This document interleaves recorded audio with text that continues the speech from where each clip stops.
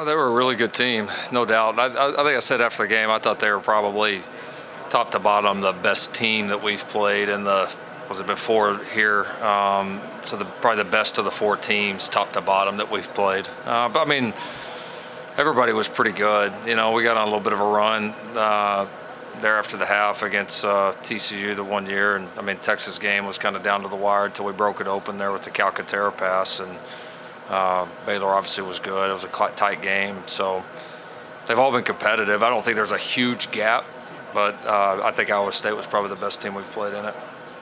Yeah, that was the key for him. He, he would probably admit it up here. I didn't hear his stuff, but I mean, he was on thin ice at times early in his career here. There were some times where, you looked at him like, man, is he going to make it or not? Like, I don't know.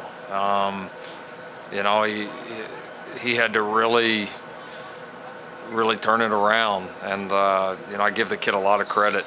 He's really, in every part of his life has really just taken a dramatic shift. And he certainly wasn't a bad kid, but he wasn't bought in early in his career. It was difficult to reach. Had a real tough time with their transition. Had a lot of, like, no momentum, like in anything. And then it's honestly, his turnaround has been fantastic. It's a great story to see where he was. And I think it's great for a lot of young athletes out there. Like, they ought to read his story. Like, everybody thinks, well, I get highly recruited, I'm going to roll into OU or any of these other places, and I'm just going to be this, and it's just going to happen. And Nick was extremely highly recruited, came out of one of the best high schools in the country, was extremely successful coming in, and then, man, it was rough. And a lot of dudes would have quit, a lot of dudes would have transferred, a lot of guys would have went and done something else, and he's reaping the rewards right now. So it's really cool.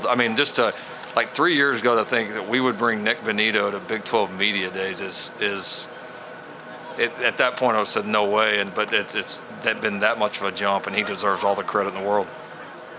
Yeah, I thought the time with Ruffin was really good for him. I thought Ruff did a really good job with him because he was extremely close to Mike. Mike recruited him, and obviously, when Mike all of a sudden wasn't here, that was really difficult for him. And I think, once he kind of got on the field, he had a little bit of success. He got like a taste of it, and then it was like some trust built up where I think he knew we were going to try to do the right things by him and put him in the right situations and push him the right way, and then it's just built and built and built. He's improving. He's always had just, you call it, for D-line play, you call it get off, just unbelievable get off. His 10-yard time is as fast as anybody on our football team, and we got some guys that can really run. And so he's always been able to bend, and he's always had great get off, but now he's started to learn to become so much more than just a speed guy, beats you around the edge. He's got a power to his game. He uses his hands better. He understands blocking schemes, how to set people up, and then I think the final factor is he's been put here in a system that is perfect for him. It's kind of the perfect storm for him right now. Yeah, no, it's been a big part. When Alex came in here, one of the things we both said was we got too many guys playing too many snaps in a game, and we've got to fix that. And you got to get more depth, and you got to play those guys. You got to rotate them aggressively, because you're getting too many snaps for guys at 75%, and it don't matter how darn good you are. If you're at 75%, you're going to get beat up on. You're going to get exposed, and so that's definitely improved. It's helped a guy like Nick, be as explosive as he can possibly be every snap on the field. Yeah, and then I think the league had to go prove it, and right now I look at it as if you look at it from an offensive perspective, I think they're some of the most innovative defensive football in the entire country is played in the Big 12. I said it earlier to somebody here, you can, after you go through our league, I don't care who you play in non-conference, I don't care who you play in bowl games or anything, this and that, you're not going to see things you hadn't seen in this league. This league, and you're going to see a lot in this league you don't see anywhere else. And so it's unique, and every week's a challenge. And I think with those successes, the talent level on a lot of these teams has really improved, and there's some really elite defensive talent in this league right now. Yeah, I think it's a response to it. They got challenged probably unlike any other league as well for a long time, and some good coaches got in here, and and put together some great things. And it's it's kind of the evolution of it, I think. But the huge challenge that the great offenses of so many Big 12 years past, I think that's kind of what brought on this, I don't know, defensive revival a little bit, if you will. Yeah, because our protocol is to only bring upperclassmen, and I don't change that for anybody. That's just the way we do it. Billy's, one for being a really talented player coming in, also being there all the way through spring. He's pretty polished, for a young guy. Now he's still got a long ways to go, but he's impressive for a young guy, no question. I think he's going to have an opportunity to have an impact. Also on that note, but really impressed with I know he didn't play in the spring game, but really impressed with the spring that Jeremiah Cordell had. I think he's getting ready to play some really good ball for us. So we've been thrilled with his improvement. So and a lot of those new young guys came in were impressive. I mean, they really were. Ethan Downs was impressive. Latrell McCutcheon was impressive. And then I'm excited to see a handful of our June signees were on the defensive side of the ball. So now, Gilliam, Harmon, Danny Stutzman, some of those guys I think are going to be really good players as well. Yeah, he's had a really good summer. Just got cleared up probably 2 weeks ago, so he's full go now, and he honestly looks as explosive as he ever has, if not more. It was kind of one of those things where we had to hold him back and put him on the shelf, but he was actually able to train some of the areas that maybe have been weaknesses for him in the past. So I think it's in a way was a really good thing for him. And I feel like he's maturing, growing. I mean, it feels like things are kind of starting to line up for him in a way. So we missed him this spring, but excited to have him back, and he's had a really good summer so far. I haven't, if we were playing them week 1 or week 2, I probably would have already watched it, to be honest, but it's far enough down the line that I haven't yet. Not saying I won't, but I haven't yet. Offensively, I mean, he'll do a good job offensively. I mean, he's obviously got a great reputation, and he's been able to make it work at a lot of different levels, a lot of different places. So, he'll do a very good job there offensively. I don't think there's any doubt. Yeah, I mean, we've dealt with that some. I mean, I understand it. There's things that can be good about it. There's some things you don't like about it. That's the nature of it. Some years it happens to work out really good. Some years it doesn't. So, I mean, I know Joe said his piece on it, and certainly understand that. But, right now for us, it's about, tell us when and where, and that is what it is. So we'll adjust with it just like we've had to, and find a way to make it work. It can be tough to get guys in. The advantage to it can be if you get them in, then you've got a whole full Saturday afternoon, evening to spend with them. You actually get a chance to actually spend more time with them if it does work out. So it can work. And the reality is, I know the game schedule right now are 11s. We don't, it's not our favorite in the world, but it is what it is. We'll have some night games on the back end to make up for it. Yeah, it's, body's starting to change, he's starting to put on more muscle. He's starting, I think, to move a little bit better, more explosive, So you hope that shows up from a durability standpoint. Certainly mobility in and out of the pocket, being a factor in the run game, being able to, he's already very talented when he gets out of the pocket, extending plays, all that. So if you can increase his ability to do that, then you give him a chance to do some of the things that he does the very best. So I think for that position, it's big, because when you got a guy that's a really talented thrower, the more times he can get himself in different positions to do it, the better he's going to be. And so that's been a big focal point here. Offensively, I would be tempted to say, probably the receiving core as a whole. I think we'll have a good core, and we have had a good core. We've had times where we've been really good. And are we good or are we great there? I think will be a big factor. Defensively, I would say the play of our linebacking core. We are as deep there as we've ever been. We played solid there last year. Not elite, certainly not terrible, but solid. We need to make more plays, and we've got, I think, more competitive depth. And you look at the room and all the good players we have in there, you feel like we ought to get a ton of production out of it, and I think we're going to need to. Yeah, just it's a compliment to him and his abilities. I mean, he's he's got such a unique frame, and I still wouldn't certainly close the door on him playing defensive line for us, not at all. But saw an opportunity, and he had a little bit of history with it, some tight end and some of those things back in his day and in high school, and so something we wanted to take a look at. And we've worked him there this summer, and we'll see how it looks this fall. But know anything about the history at OU, there's been some pretty darn good linemen go defense to offense and turn out pretty decent. So hopefully it does the same. Yeah, absolutely. I give Joe and the administration a lot of credit. They're very proactive. They teamed up to create the Foundry, which has been a kind of a Netflix style education piece with our guys. There's actually a lot of branches of it, but that was one of the big things for us is we didn't want to just have the education in-house. Of course, we have to educate, and we will, but we wanted to hire people that can also do that. You've seen all these other schools branch out with all these different companies. I know we did as well, and I think the monitoring and execution, all that is important, no question, but are we really, truly investing solely to educate? Because I think that's the biggest piece. This NIL, it's like on the outside, to me, I almost feel like it has a negative connotation around it. I know it doesn't with the athletes, but everybody else, it almost feels like this dark cloud over it, and it's not a bad thing. This is a good thing. We just have to do it the right way. We've got to educate. We've got to do all that.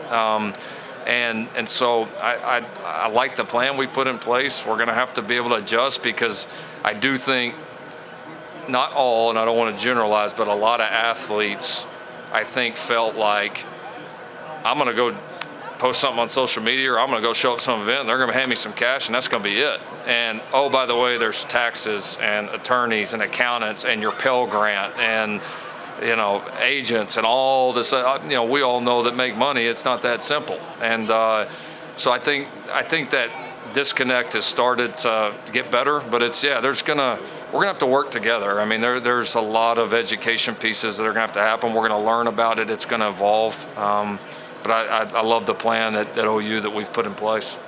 Yeah, it was. I mean, I think especially, not necessarily in all of that, but just we get hung out to dry waiting on these rules. I mean, they're literally telling us what the rules are a day before we announce this thing, which is insane. But it is what it is, and we made the most of it. But so I think more trying to understand, our state laws, our policies, our university policy, which does mirror our state law, how that's going to come into play, how we have to adapt, the role that we can have, the role that we can't have. I think educating myself so that we could explain that to our guys, and they knew what to expect from us, what they're going to get from us, what we need from them, and then what they're going to have to do outside of us, and just trying to draw those clear lines was probably the toughest part, and still is. I mean, listen, some of those lines are still blurry as hell. I mean, let's just call it what it is. They are. And hopefully at some point, whether it's the Fed, whatever, we get a standard set of rules for everybody, and all this state-to-state business goes out the window.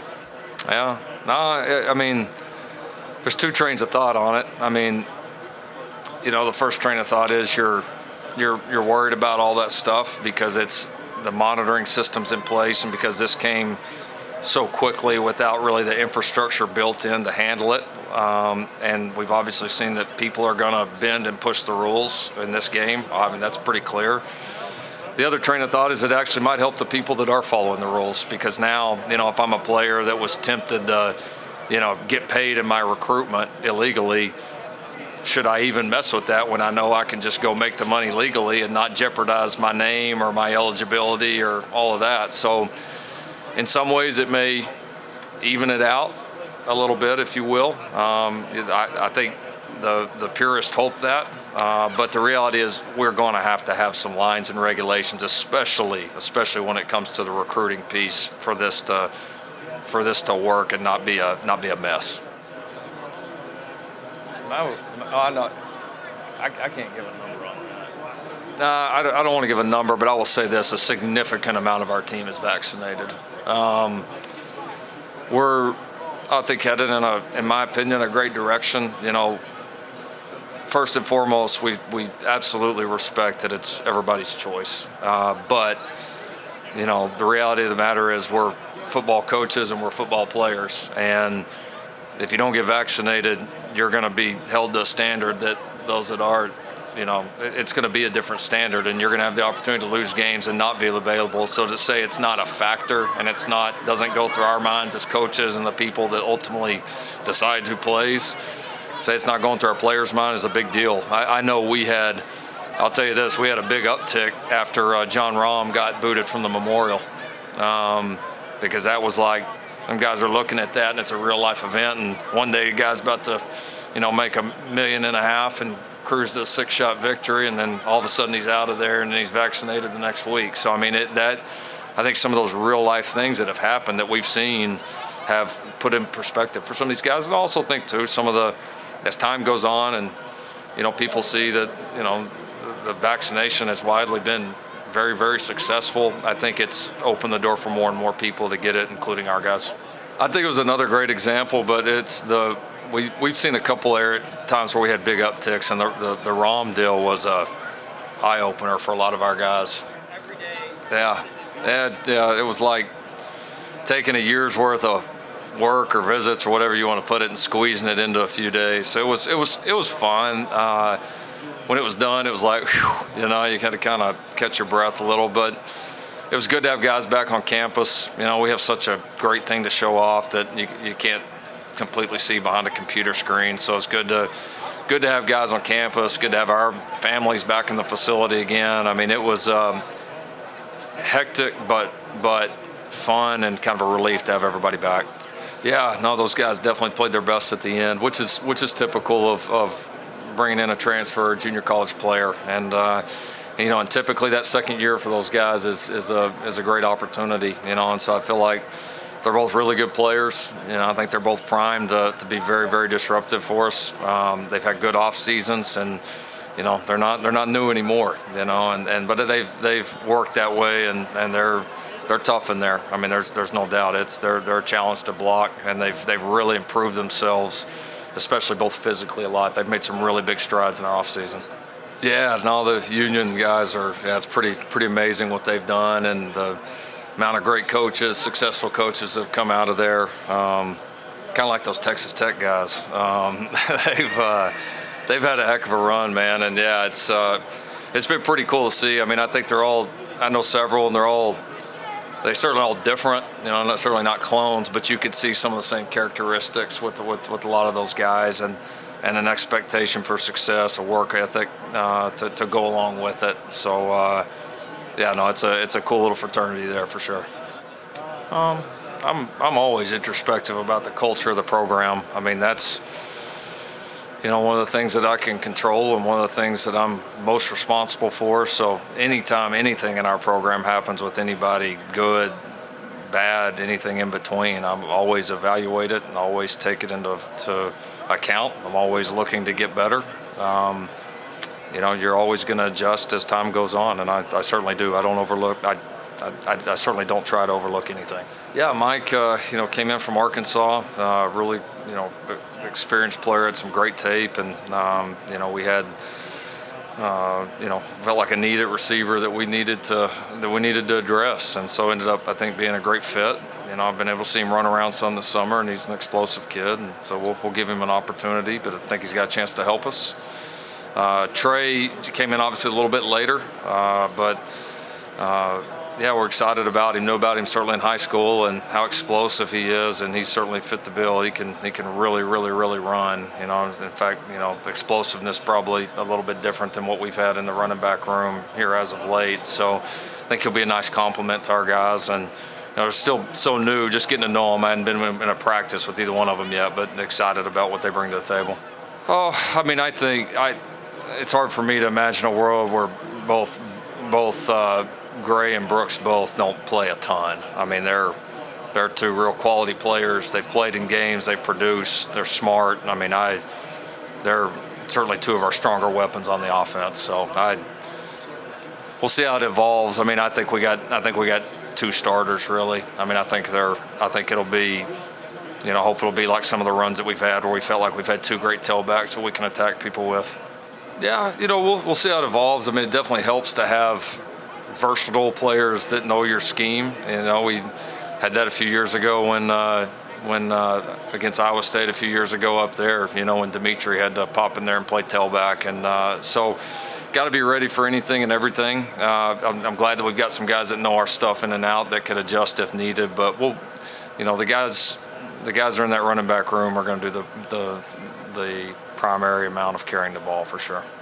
No doubt. It was a big point for us of him being able to separate and win more with his route running. He's really improved. He took advantage of, we were down a couple of those guys at various times throughout spring ball, and he was one of the few guys in spring at that position that was in every practice, and he got a ton of work, and it was great for him, and he embraced it, and I think played some of the best ball of his career this spring. And you appreciate a guy like that takes something that has not been he hadn't been bad at it, but it's not been a strong suit in his career, and has really worked at it, and his route running took a major jump there, which is going to make him a much more versatile player. I think situational awareness probably, just the feel for managing and playing the game and understanding, not just understanding the calls, but how they fit into each situation. I just thought his feel for that really improved, and his just kind of command of the game was much better, and as you would expect. But he did it on some pretty big stages and did it against some pretty good teams. So still got a ways to go there, but there were some major jumps. Yeah, I think it'll be one of the more interesting things to watch. Between Chris Murray, Andrew Rame, Congle, Ian McIver, really got Nate Anderson. I mean, we get 5 guys there, snaps there this spring.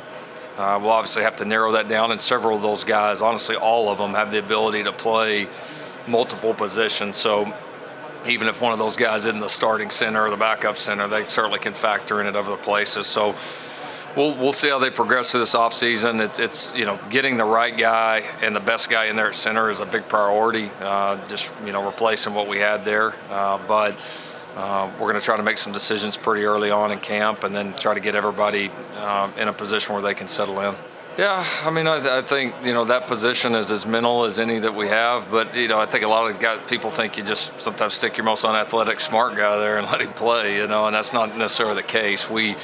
That's got to be a really gifted guy. We want him to play at an elite level once the ball's snapped, but before, he's very involved with a lot of our communication. And then again, a lot of people, it doesn't get talked a lot, but when you're a primary shotgun offense, if your snapper's not very good, you got no shot. So I mean that is job number one, and is far away the most important job. So who can be the most consistent snapper for us?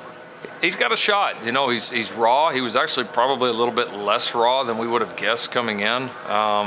He does some things naturally that really catch your eye. He's got to get more consistent. Kind of the typical, his good plays in spring were really, really good, like you would expect for a talented kid, and his bad plays were way below where they need to be. And so he's got to have more consistency to his game, which is normal for a freshman, but he has fantastic ability and it's really showed us a lot of promise this spring. The 12th team. I like it. I like a lot of parts about it. We've got to answer the number of games. Do we trim off on the front end? That to me is is it too many? Those are the questions we got to answer. But I like the fact we're talking about it and we actually have something on the table, as opposed to everybody just throwing out all these abstract ideas right now. They have. It's been a little bit of a mixed bag. There's some guys that think we have enough right now. There's some guys that I was talking to Jeremiah earlier, and he's like, "Man, if we're gonna be there, let's play. Like, we don't want to be practicing for 3 or 4 weeks straight. Let's go play games." Which the competitor in you says that too. So I think it'll take some getting used to. But I think a lot of them look at it like you go. Here we're in the state of Texas. You go to the state championship game. I mean, you're playing a lot of games here. Plus, you got your couple scrimmages. You go to the NFL, you're playing a whole lot of games. I mean, all of a sudden we can't in college. I mean, so I think, the answer is probably somewhere in the middle, like most. Yeah, no, you're right. The room is, you got Spencer who's been in there a little bit, and then everybody else is new. I mean, everybody. And so it's a different room. It's, I think, Caleb did better as the spring went on. He was best in the scrimmage and the spring game were actually probably his best two practices. Similar to the Jordan Mukes question, his good was really good, but we got to take some of the bad plays and the bad football and eliminate it. But like his ability and where he's headed, and then I think one of the big storylines for us will be finding a third quarterback. Right now we got several guys kind of vying for it, and got to see a little bit of Bowens and got to see a little bit of Ben Harris. Here this spring, we'll get to see a little bit of Ralph Rucker and Carson Gruce a little bit here in fall, and have to make a decision there pretty quick. All right, thanks.